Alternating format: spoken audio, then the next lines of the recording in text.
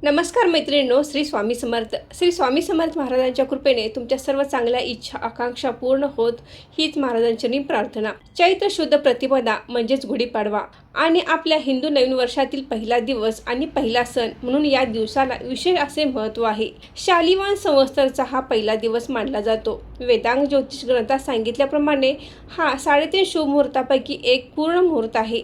त्यामुळे गुढीपाडव्याचा संपूर्ण दिवस हा शुभ मानला जातो। ब्रह्मदेवाने याच दिवशी सृष्टीची निर्मिती केली आणि कालगणनेची सुरुवात देखील याच दिवसापासून झाली। हिंदू धर्मामध्ये या दिवसाला विशेष असे महत्त्व आहे।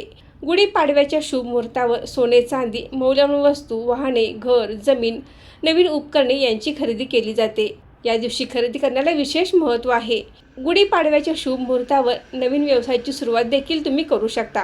गुढीपाडव्याच्या दिवशी सर्वच हिंदू घरासमोर गुढी उभी केली जाते। यालाच विजयध्वज किंवा ब्रह्मध्वज असेही म्हटले जाते।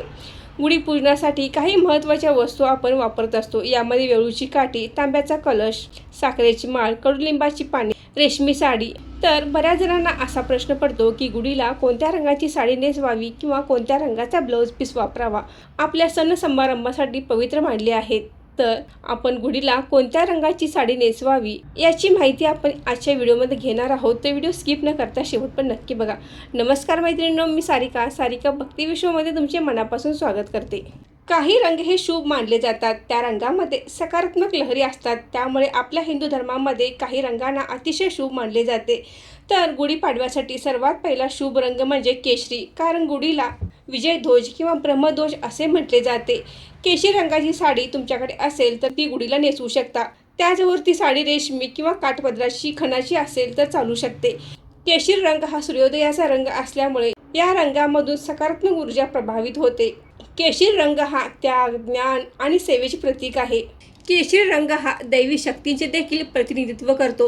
केशरी रंग शौर्य, बलिदान, वीरता यांचे देखील प्रतीक आहे। केशरी रंग आपली संस्कृती आणि सभ्यता, शाश्वततेचे प्रतीक मानले जाते। त्यामुळे आवर्जून आपल्याकडे असेल तर केशरी रंगाची साडी गुढीला नेसवू शकता। तुम्ही नवीनच साडी आणावी असे काही नाही। आपल्या घरामध्ये असलेली पण न वापरलेली असेल तरी चालेल आणि किंवा वापरलेली असेल तर धुवून तुम्ही ती वापरू शकता। प्रत्येकालाच गुढीपाडव्याला नवीन साडी आणणे शक्य नसते, तर आपल्या घरी असलेली केशरी रंगाची साडी तुम्ही गुढीला नेसवू शकता। त्यानंतरचा दुसरा शुभ रंग आहे लाल। लाल रंगाला देखील आपल्या हिंदू धर्मामध्ये विशेष महत्त्व आहे, कारण लाल रंग हा माता लक्ष्मीचे प्रतीक मानले जाते आणि बुद्धीची देवता गणपती बाप्पांना देखील लाल रंग फारच आवडतो। उत्साह, सौभाग्य, उमंग आणि धैर्याचे प्रतीक म्हणून लाल रंगाची ओळख आहे। लाल रंग हा नवीन जीवनाचे प्रतीक देखील मानण्यात येते। त्यामुळे तुम्ही आवर्जून गुढीला लाल रंगाची साडी वापरू शकता। त्यानंतरचा तिसरा शुभ रंग आहे पिवळा।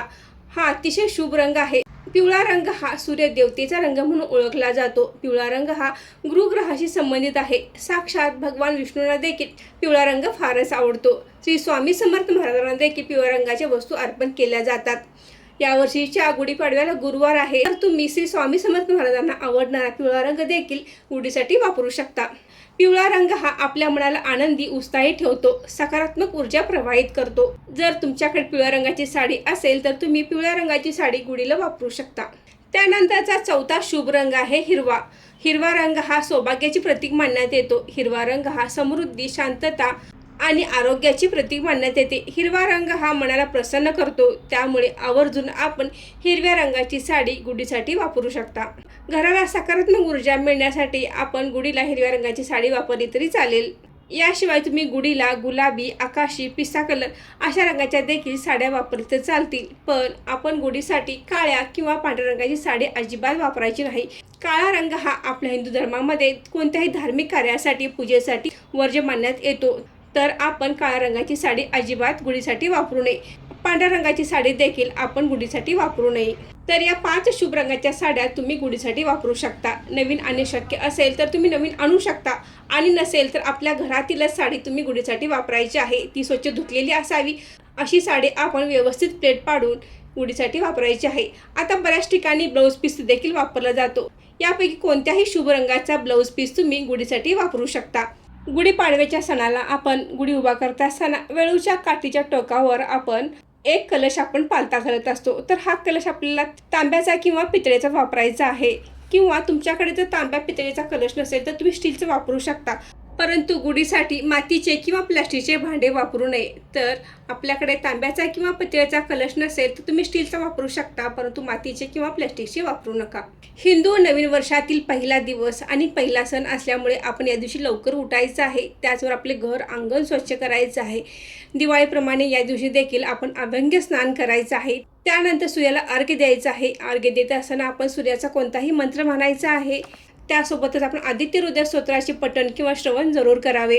या दिवशी आवर्जून आपण गोडाधोडाचा नैवेद्य जरूर बनवावा. पुरणपोळी, श्रीखंडपुरी, त्याचबरोबर शेवया भात यांचा देखील नैवेद्य आपण बनवायचा आहे. आवर्जून काही महत्त्वाच्या सेवा आपण या दिवशी करायचं आहे. या दिवशी गुरुवार आहे तर आपण श्री स्वामी समर्थ या मंत्राचा आवर्जून 1 माळ 11 माळ जप करायचा आहे. रामरक्षा स्तोत्राचे पठण करायचं आहे. विष्णू सहस्रनाम, महालक्ष्मी अष्टकम यांचे देखील आपण आवर्जून या दिवशी पठण करायचं आहे. आणि संध्याकाळी सन्मानाने गुढी उतरवायची आहे. आपल्या हिंदू धर्मातील नवीन वर्षातील हा पहिला सण असल्यामुळे अगदी थाटामाटामध्ये साजरा करायचा आहे. काही ठिकाणी गुढीपाडव्या दिवशी शोभायात्रा देखील काढल्या जातात. या शोभायात्रांमधून आपल्या धार्मिक परंपरेचे आणि संस्कृतीचे दर्शन घडते. तर मैत्रिणींनो, आजचा व्हिडिओ इथेच थांबवते. आजची माहिती कशी वाटली कमेंट करून नक्की सांगा. व्हिडिओ आवडल्यास व्हिडिओ लाईक करा, शेअर करा आणि सारिका भक्ती विश्व या यूट्यूब चॅनल सबस्क्राईब करा. धन्यवाद.